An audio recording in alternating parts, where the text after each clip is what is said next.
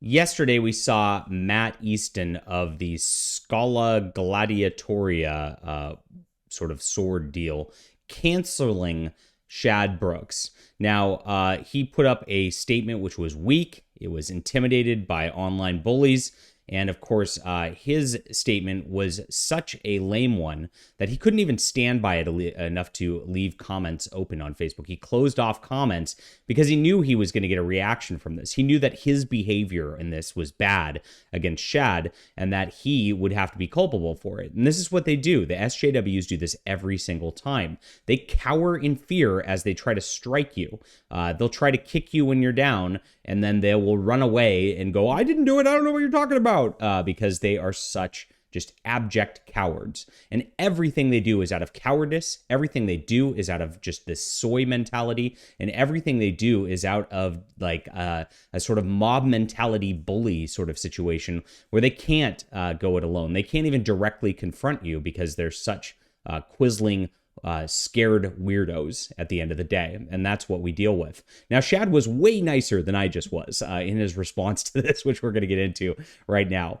As Shad does, because he's an epic fantasy writer, he wrote a very lengthy sort of deal. So I'm just going to summarize it and read little portions of it rather than read the whole thing to you, because we would be here for a long time on this.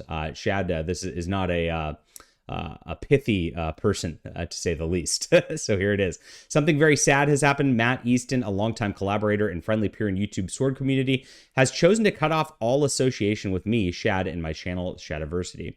And he goes on to talk about a great day of collaboration. They had fun. They had friendship. He mentions that they've collaborated before. They've talked before. So this is a even more bizarre, knowing that this is not just like a one-time, oh, I didn't know who Shad was. This guy knew very well who Shad was for years.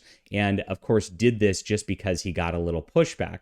Now, this is where we're at in society. And Shad goes on saying it's never good to do this. Shad says he doesn't guilt by association people, which is good. And that he also doesn't litmus test political people in order to hang out, which sounds noble. And this is where I'm going to disagree with him at this point. Honestly, the way that things work is social sort of proof and social pressure is everything for a lot of people in the center. Not the extreme lefts or right. The extreme lefts or right has their views on things, and they're hardened and they hate the opposite side.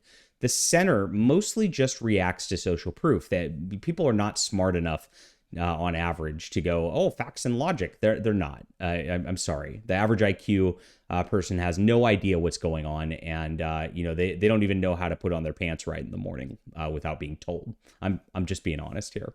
And so the center just reacts to social pressure on average, and a chunk of the center will move one direction if the social pressure is one way. Right now, the extreme left are basically the fascist Nazis out there who are trying to make people disassociate to like create life ruination if you have any views that are Christian or conservative. That's exactly where it's going at all. And that's anything. I mean, if you just say, hey, it's probably not a good idea to kill babies, which I think most people would agree with if they actually, look into it. They'll go and try to life ruin you. That's how it goes. And so that's what we're dealing with on the opposite side. So when we say, hey, we're not like that and we're just trying to be nice, we're just trying to like have our normie conservative values out here like Shad does, it actually doesn't convince anybody but your base. We need to put the social pressure back harder. Now, honestly, this guy, and I think we should just mock him profusely, because if this guy is such a loser, that he has to cancel Shad because he's so scared online. I think he should be shamed. And if we put shame on him, and if we make it difficult for him to cancel somebody like Shad, this is my opinion, then the center stops the canceling on that level too, because the social pressure is not there where they feel like they have fear. And this guy maybe doesn't even say anything because he only does this because he feels like the LGBTQ community is going to just come after him if he has any sort of association with Shad, and it scares the heck out of him. He thinks he can lose his livelihood just by that association of an association of an association. And that's the kind of pressure that they're putting on average. It's not rational. None of this is based on rationality. Shad didn't do anything wrong. Shad's never hurt a fly. The guy is the nicest guy on the internet by almost every account out there. And so obviously this is just about an emotional reaction of fear and about social pressure.